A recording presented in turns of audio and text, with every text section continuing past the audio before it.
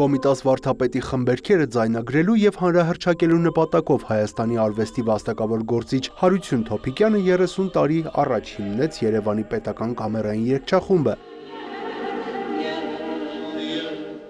3 տասնամյակում փոխվել են կատարողները, խմբավարները, բայց երաժշտական կոլեկտիվում պահպանվել ու պահպանվում են Թոփիկյանի ստեղծած արժեքները, ավանդույթներն ու ընտանեկան մթնոլորտը։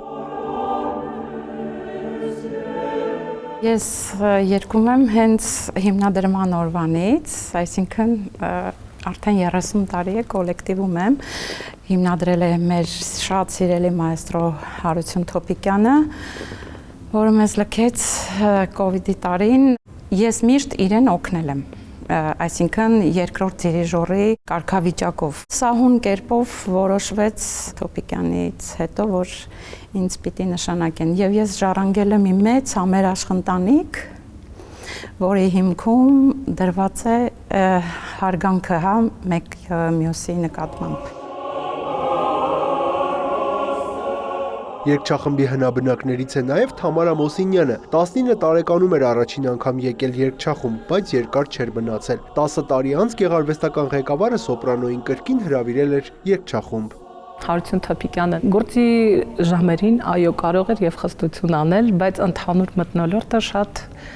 բարեհամբույր էր։ Իմ կողքի կանգնողներ այո Կրիստինան, ասեմ ձեզ, որ շատ ավելի անցնցում անցավ, ոնց որ ուրիշ տեղեր լինում են, եթե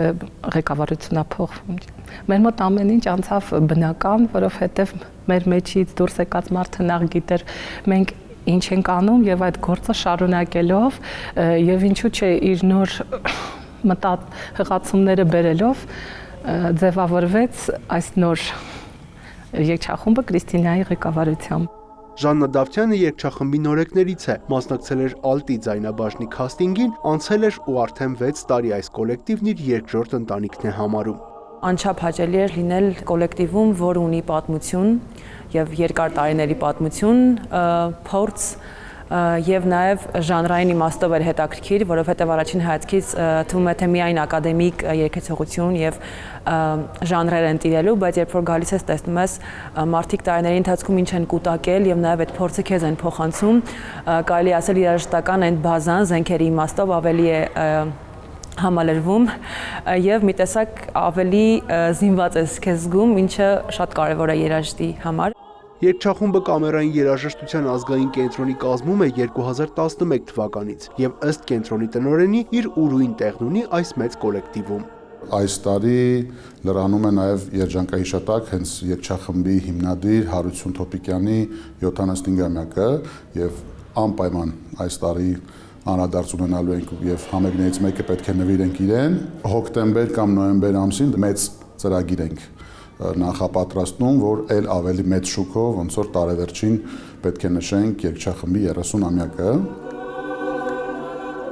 Մայիսի 16-ին երգչախումբը 30-ամյա գործունեության մասին հաշվետվություն կներկայացնի հանդիսատեսին, ապագայի նախագծերն էլ շատ են, հերթով իրականացնելու են։ Յուրա Վահանյան, Արտակ Գևորգյան, լուրեր։